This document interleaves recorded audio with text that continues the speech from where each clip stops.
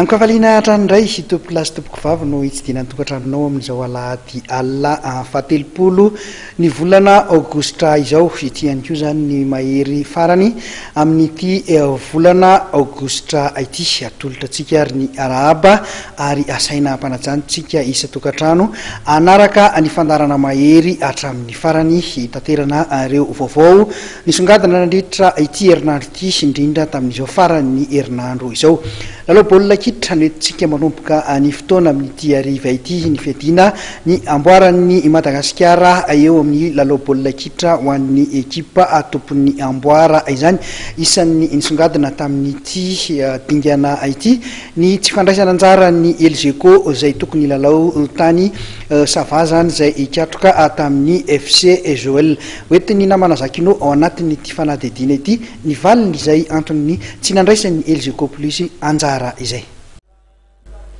Anisan'ny nanamarika ny dingan'ny apahenina amby folon-dalana ny fiadinany amboaran'ny Madagasikara taranja baolina kitra natao tamin'ity faran'ny herinandro ity ny tsy nahatongavan'ny ekipan'ny Elgeco plus avy eto Analamanga niatrika ny lalao tokony fandonany tamin'ny FC Joel Sava tany Antala io tolakandro io saivina fa ity ekipan'ny Analamanga ity no nandrombaka indrony sesy ny anaram-boninahitra tamin'ity Telma Coupe de Madagasikara ity ny taona 13 sy 14 mampametra-panontaniana ny mpanaraka baolina kitra malagasy tsy akanavaka ny antony tsy nandehanan'izy ireo niary ny anaram-boninahitra eo ampelantanana.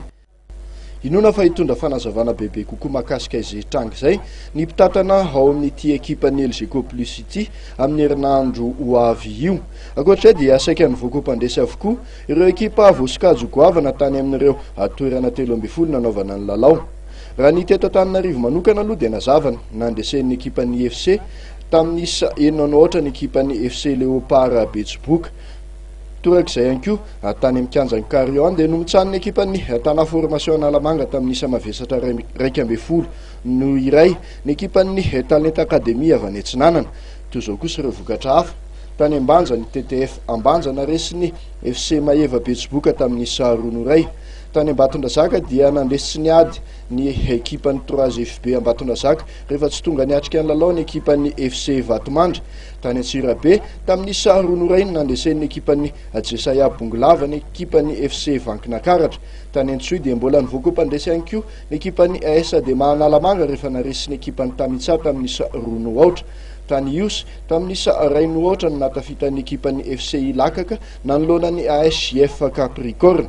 Tany Majanga tamin'ny isa 2 ihany koa nandresen'ny ekipan'ny Knapsa Sporitas ny ekipan'ny Somme Boeny.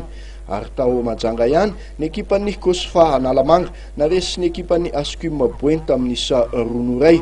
Tany Tomasina dia taorin'ny fanalavam-potoana vao nivoaka mpandresy tamin'ny isa 2 ny ekipan'ny AS Force Ratsinanana nanolonan'ny ekipan'ny VA Tiko. Tao Brickaville dia tamin'ny fanalavam-potoana ihany koa ny nivoahan'ny ekipan'ny FC Ratsinanana tamin'ny isa 2 nanolonan'ny ekipan'ny Voromahery Brickaville. Tany Tuliara dia taorin'ny fandakana tir au but 14 no nandresen'ny ekipan'ny Akonambatomena ny ekipan'ny 3FB Tuliara rehefa nisaraka tamin'ny isa 2 iray ny ekipa rotota taorin'ny fepitona ara-dalàna.